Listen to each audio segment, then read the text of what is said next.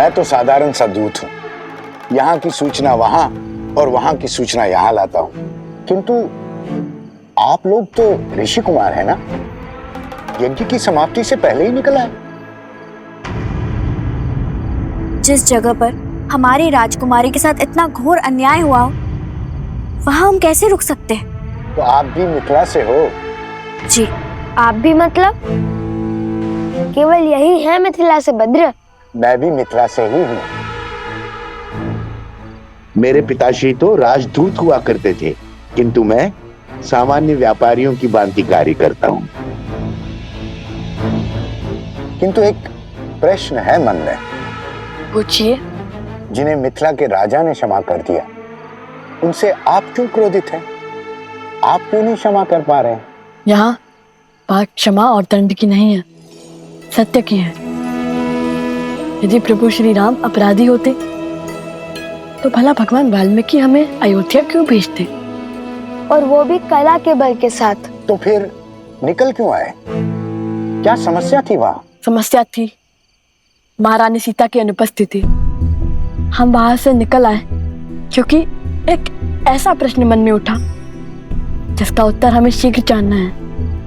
महाराज ने महारानी सीता का त्याग कर दिया, किंतु हमें पूर्ण विश्वास है कि ये निर्णय अकेले महाराज का नहीं था, और ये निर्णय यदि महारानी सीता और महाराज राम का था तो ये प्रश्न भी हमें उन दोनों से एक साथ पूछना होगा। इसलिए सर्वप्रथम हमें महारानी सीता को खोजना होगा।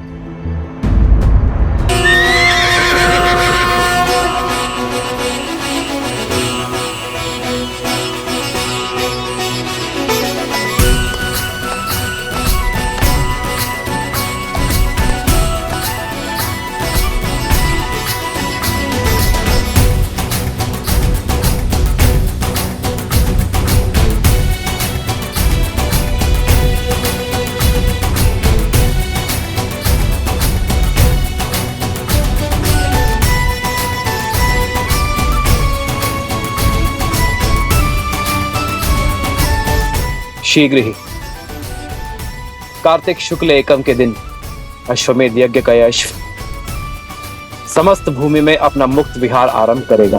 जय श्री राम! जय श्री राम! जय श्री राम! जय श्री राम! जय श्री राम! कुश! कुश! अब और चला नहीं जा रहा है। भूख लगी है। भूख का राग मत चलाको, चलते रहो। तुम क्या खा रहे हो? खा नहीं जाओ, केवल चबा रहा हूँ। गले के नीचे अभी तक कुछ नहीं उठ रहा। खा के बोलो कुछ समझ नहीं आ रहा। तुमने कहा तो खा लिया, अब तक तो केवल चबा रहा था। इतना भी मूर्ख नहीं हूँ कुछ। मैं यहाँ भूख से मरा जा रहा हूँ और तुम अकेले फल खा रहे हो। भूल गए मैं किसका पुत्र हूँ? माता सीता। ये कैसी प्रतीति है, कैसा आभास है यार। एक और लगता है कि कुछ बहुत शुभ घटने वाला है, तो दूसरी ओर लगता है कि कुछ ऐसा घटा है जिससे भक्ति की पावन डोर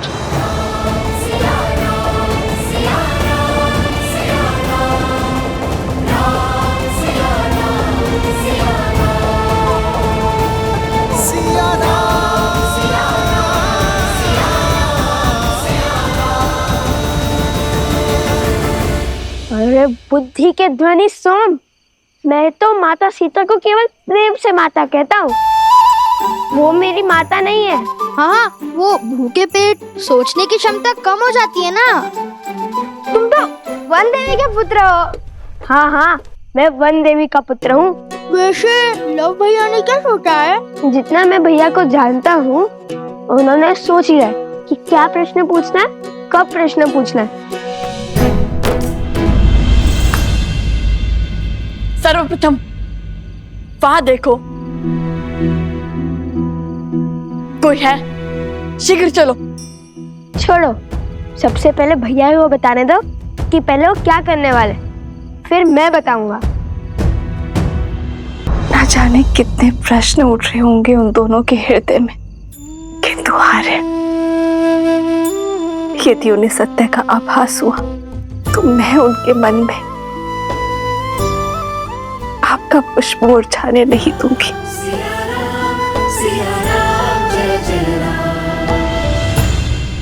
तो आप महारानी सीता को खोजने निकले हैं, कैसे खोजेंगे? एक ही मार्ग है जो भैया ने सोच रखा है, किंतु मैंने अभी तक तुम्हें वो मार्ग बताया नहीं है। इसलिए सब जानने के लिए आतुर है। भैया आप कब बताएंगे? हमें अश्वमेध यज्ञ को रोकना होगा। किंतु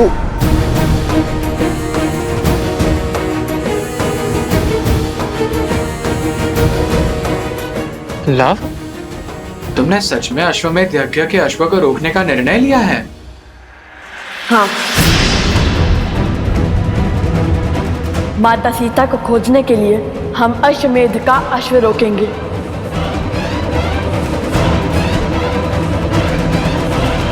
क्या? हाँ पुत्र, सिया राम के जीवन के इस अध्याय में लव और कुश अश्वमेध के अश्व को रोकेंगे। उसके पश्चात श्री राम और देवी सीता से प्रश्न भी पूछेंगे। यही विधि का विधान है, नियति का निर्देश है। क्या सोच रहे हो गणेश? नियति तो उनके लिए होती है ना जो जन्म मृत्यु के बंधन में बंधे होते हैं। ये उनकी नियति नहीं है प्रिय गणेश, ये तो उनकी योजना है जिसके द्वारा वे समय के अंत तक मानव और मानवता को जीवन जीने का, जीवन के विषय में सोचने का मार्ग प्रदर्शित कर रहे हैं। लक्ष्मी और नारायण अपने मूल स्वरूप में धरती पर वास नहीं कर सकते, इसीलिए अपने मानव स्वरूप में वो संसार को मर्यादा का पाठ पढ़ा रहे हैं और अब अपने पुत्रों के कर्मों द्वारा वो संसार को धर्म की शिक्षा देना चाहते हैं। तो अब लव और कुश अपने ही पिता के विरोध में शस्त्र उठाएंगे महादेव? देवी, आप बार बार भूल जाती हैं मैं क्या कहता हूं। धैर्य रखिए, आगे की कथा स्वयं ही हमारे समक्ष प्रकट होगी।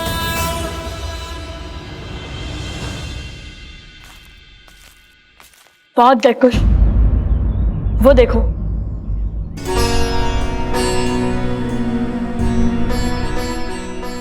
भैया अयोध्या वासियों ने हमें कितने आनंद से विदा किया था। क्या कहेंगे उन्हें? जैसे जैसे माता के निकट जा रहे हैं, मेरे आंसू का बाण मानो टूट रहा हो। कुश, अब हम बड़े हो गए हैं, हमें अपनी भावनाओं को संयम में रखना होगा। भैया अभी हम बड़े कहाँ हुए? अभी तो हम श्री राम से, उनके भाई से और हनुमान जी से कितने छोटे हैं।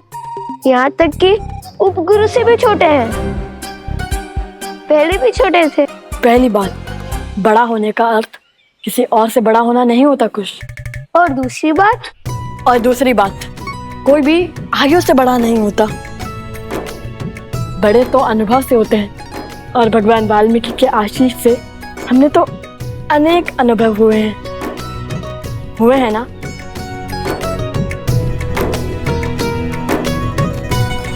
केवल गुरुवर का आशीष ही नहीं भैया, इस सोमकर्ण के कारण भी अनेक अनुभव हुए हैं हमें। हर बार नई समस्या में फंस जाता है।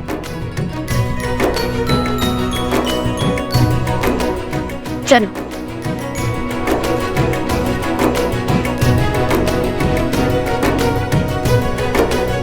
भैया आज माता नहीं है द्वार पर।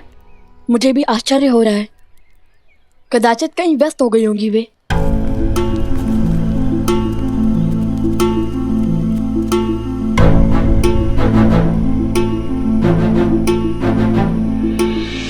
कैसी है श्री राम की अयोध्या? साथ क्या लाए और महाराज से भेंट हुई? प्रजा ने तुम्हारे मुख से राम कथा सुनी? कोई उपहार मिला? जो भी पूछना है सोमकर्ण से पूछो। आकुश, माता के पास चलते हैं। आज प्रथम बार माता हमारे स्वागत के लिए द्वार पर नहीं आई। लगता है खाली हाथ लौटे हो।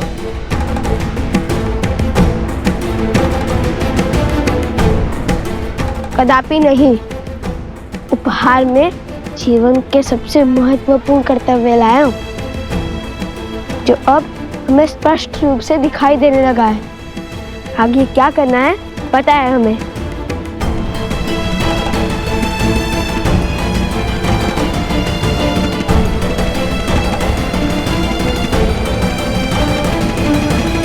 प्रभु, उन 2 ऋषि कुमारों ने गीत तो अद्भुत गाया। मैं तो अभी तक उनकी धुन में थिरक रहा हूँ प्रभु। प्रभु, उनका गायन और गान असाधारण था। असाधारण तो उनके गुरु है हनुमान, त्रिकालदर्शी भगवान वाल्मीकि। हाँ प्रभु, उन्हीं के आश्रम में तो रहते हैं वो दोनों। मुझे लगता है अयोध्या की सीमा से अधिक दूर नहीं होगा वो आश्रम। सूर्यवंश के इन सूर्य का तेज अयोध्या तक नहीं पहुंचना चाहिए, श्री राम तक भी नहीं।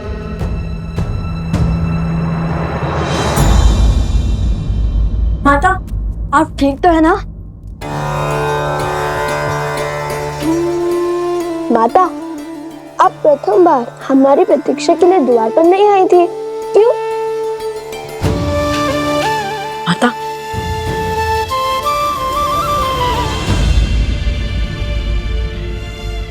आपका हाथ तो तप रहा है।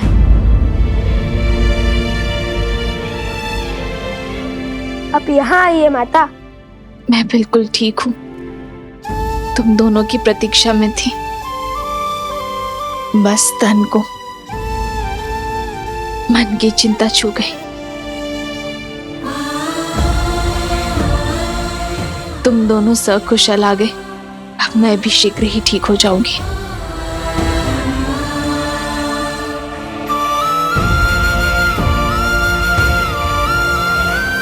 मैं अभी आपके लिए जड़ी बूटी लेके आता हूँ। गुरुदेव ने हमें सिखाया था, आप देखना आप शीघ्र ही स्वस्थ हो जाएंगी।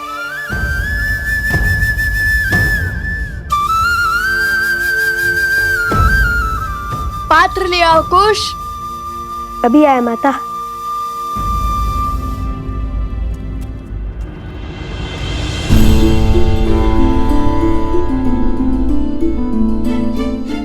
आर्य, मैं इनसे अयोध्या के बारे में कैसे पूछूं? एक और मन करता है कि अयोध्या की कुशलता के बारे में पूछूं, तो दूसरी ओर अयोध्या में हुए उनके अनुभव का विवरण जानने से भयभीत भी है।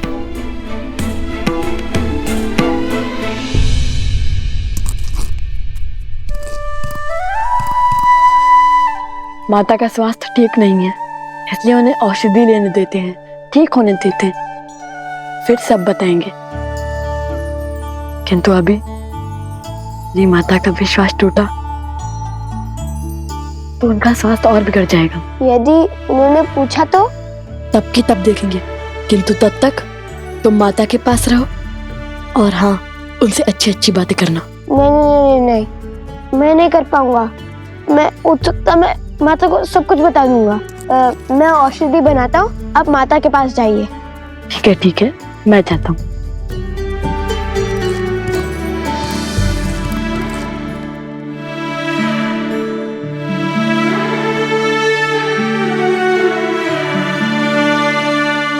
कुछ पात्र में बूटी लेने गया है माता। वो हट कर रहा था कि आपके लिए बूटी वही बनाएगा। पुत्र, तुमने कुछ बताया नहीं। कैसी लगी अयोध्या?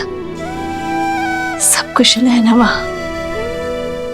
हाँ, सब ठीक है वहां पर। सब कुशल है, पूर्णतः कुशल। तुम दोनों ने प्रभु के दर्शन किए? हाँ, अवश्य। हमने उनके दर्शन भी किए, उन्हें राम कथा भी सुनाई। और हम उनसे भेंट भी लाए। अरे नहीं नहीं, वो हमें भेंट भी देने वाले थे, किंतु उनके हाथ का धागा टूट गया और उन्होंने वो धागा अपने कलाई से हमारी कलाई में बांध दिया। ये देखिए, जन्म जन्म का है ये संगम, राम रतन सीता वैभव धन।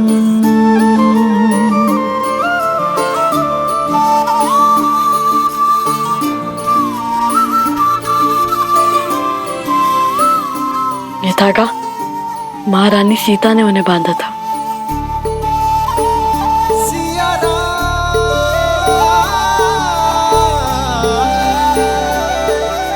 माता, ये लीजिए।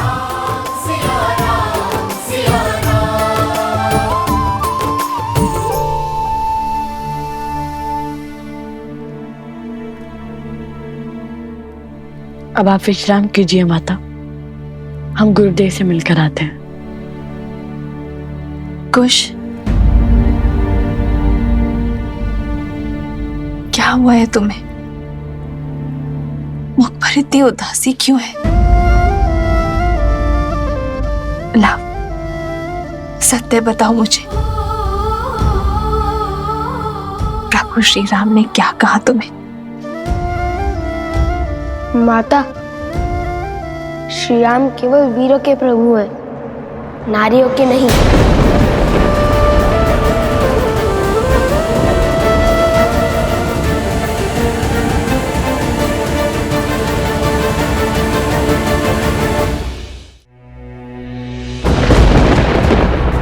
खुश, ये कैसे कटु शब्दों का प्रयोग कर रहे हो तुम?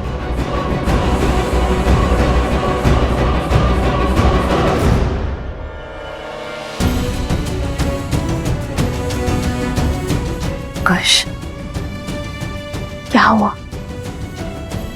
ऐसे कटु शब्द क्यों कह रहे हो तुम? क्योंकि यही सत्य है माता, हमारी संसार की जो श्रद्धा श्री राम में है वो व्यर्थ है।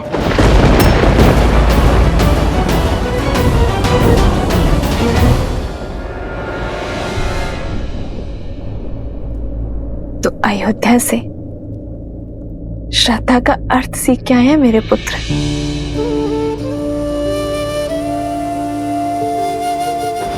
मेरे आराध्य के समक्ष उस दिए को देखो और उसकी बाती को भी। श्रद्धा इस बाती की भांति है जिस प्रकार अग्नि इस बाती को जलाती है, किंतु इतना कष्ट सहने के बाद भी बाती अग्नि का साथ नहीं छोड़ती, क्योंकि बिना जले प्रकाश कैसे फैलेगा। प्रकाश फैलाने के लिए बाती को जलना ही पड़ता है। उसी प्रकार श्रद्धा हृदय को पीड़ा तो दे सकती है, किंतु इसका अर्थ ये नहीं है कि तुम श्रद्धा का ही त्याग कर दो और तुमने तनिक सी पीड़ा देखकर अपने प्रभु के प्रति अपनी श्रद्धा का ही त्याग कर दिया।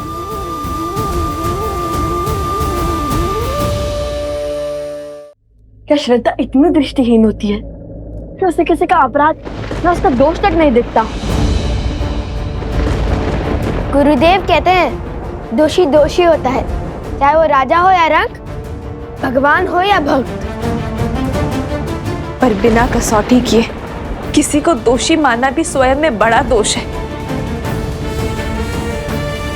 तुमने स्वयं कैसे निश्चित कर लिया कि श्री राम दोषी है? स्वयं कैसे निर्धारित कर लिया कि जिसकी इतने वर्षों से मैं आराधना कर रही हूं, मेरे वो आराध्य, मेरे वो श्री राम अपराधी है?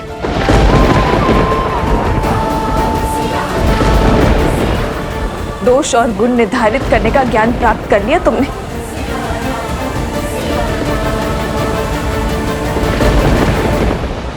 आप इसलिए ये सब कह रहे हैं क्योंकि कदाचित आपने श्री राम की गाथा अधूरी सुनी है।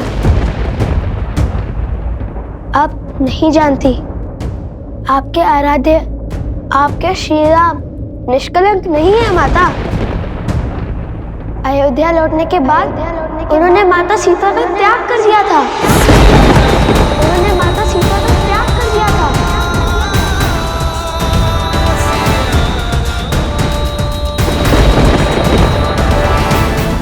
क्या ये अन्याय नहीं है?